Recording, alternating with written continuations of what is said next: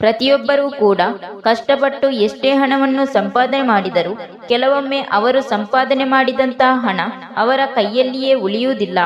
ಒಂದು ರೀತಿಯಾಗಿ ಹಣ ಖರ್ಚಾಗುತ್ತಿರುತ್ತದೆ. ಆದರೆ ಯಾವ ಒಂದು ಕಾರಣಕ್ಕಾಗಿ ಈ ರೀತಿಯಾಗಿ ಹಣ ಖರ್ಚಾಗುತ್ತಿದೆ, ಶ್ರೀಮಂತರಾಗದೆ ಬಡವರಾಗಿ ಉಳಿದುಕೊಂಡಿದ್ದಾರೆ, ನೋಡೋಣ ಬನ್ನಿ.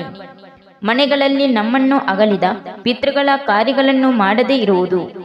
ದೇವರಲ್ಲಿ ನಾವು ಹರಕೆಯನ್ನು ಮಾಡಿ ಅದು ನೆನಪಿದ್ದರೂ ಕೂಡ ಅದನ್ನು ನಾವು ಸರಿಯಾದ ಸಮಯದಲ್ಲಿ ತೀರಿಸದೇ ಇರುವುದು. ಹೆಣ್ಣು ಮಕ್ಕಳು ಮಲಗಿ ಎದ್ದಾಗ ಮಾಂಗಲ್ಯ ಸರ ಬೆನ್ನಿಗೆ ಇದ್ದರೂ ಗಮನಿಸದೆ ಹಾಗೇ ಇರುವುದು. ನಾಗರ ಪೂಜೆ ಮಾಡುವಂತಹ ಪದ್ಧತಿ ಇದ್ದರೂ ಅದನ್ನು ಮಾಡದೇ ಇರುವುದು. ದೇವರ ಸಾಮಗ್ರಿಗಳು ಸವೆದಿದ್ದರೂ ಅಥವಾ ಹೊಡೆದಿದ್ದರೂ ಬದಲಾಯಿಸದೆ ಹಾಗೆಯೇ ಇರುವುದು.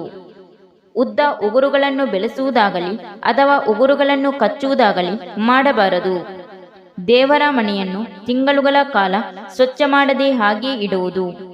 ದೇವರ ದರ್ಶನ ಪಡೆದು ಮನೆಗೆ ಬಂದು ತಕ್ಷಣ ಪಾದಗಳನ್ನು ತೊಳೆದುಕೊಳ್ಳುವುದು. ಮುರಿದ ಅಥವಾ ಕೊಳೆಯಾದ ಬಾಚಣಿಗೆಯಿಂದ ತಲೆ ಬಾಚುವುದು. ದೇವಸ್ಥಾನದಲ್ಲಿ ದಾನ ಮಾಡದೆ ಊಟ ಮಾಡಿಕೊಂಡು ಬರುವುದು. ಬಾಗಿಲುಗಳ ಮೇಲೆ ಸಿಕ್ಕ ಸಿಕ್ಕ ಫೋಟೋ ಹಾಗೂ ಸ್ಟಿಕ್ಕರ್ಗಳನ್ನು ಅಂಟಿಸುವುದು. ಮನೆಯೊಳಗೆ ರಾತ್ರಿ ಇಡೀ ಕಸ ಅಥವಾ ಮೊಸರೆ ಹಾಗೆಯೇ ಇಡುವುದು. ಆಫೀಸ್ ಬ್ಯಾಗ್ ಅಥವಾ ಪರ್ಸ್ ಇಡಲು ಮನೆಯಲ್ಲಿ ನಿಗದಿತ ಸ್ಥಳ ಇಲ್ಲದೇ ಇರುವುದು. ಮುಸ್ಸಂಜೆ ಹೊತ್ತು ಮಲಗುವುದು ಮತ್ತು ಹಲ್ಲನ್ನು ಕಡಿಯುವುದು. ಮನೆಗೆ ಅತಿಥಿಗಳು ಬಂದರೆ ಕಿರಿಕಿರಿಯಾಗುವುದು. ಊಟ ಬಡಿಸಿದ ತಟ್ಟೆಯನ್ನು ದಾಟುವುದು. ಊಟಕ್ಕೆ ಗೌರವ ಕೊಡದೇ ಇರುವುದು.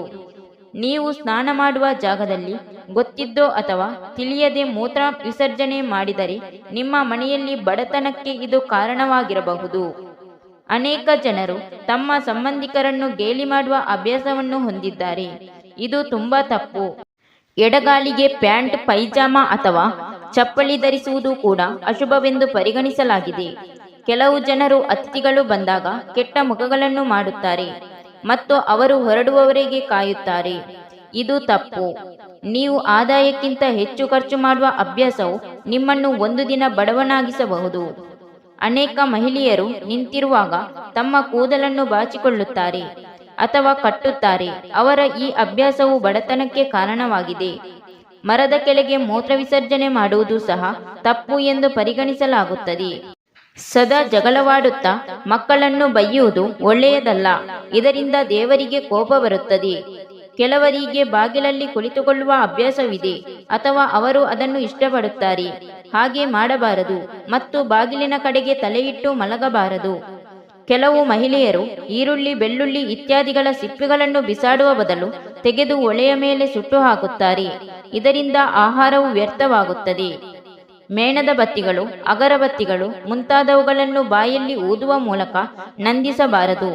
ಸುಳ್ಳು ಭರವಸೆಗಳನ್ನು ನೀಡುವುದು ವ್ಯಕ್ತಿಯ ಜೀವನದಲ್ಲಿ ಸಮಸ್ಯೆಗಳನ್ನು ತರುತ್ತದೆ.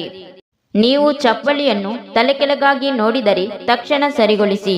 ಮನೆಯಲ್ಲಿ ಜೇಡರ ಬಳೆ ಇರುವುದು ವಿನಾಶದ ಸಂಕೇತ ಎಂದು ಹೇಳಲಾಗುತ್ತದೆ. ರಾತ್ರಿಯಲ್ಲಿ ಗುಡಿಸುವುದು ಸಹ ಸೂಕ್ತವಲ್ಲ.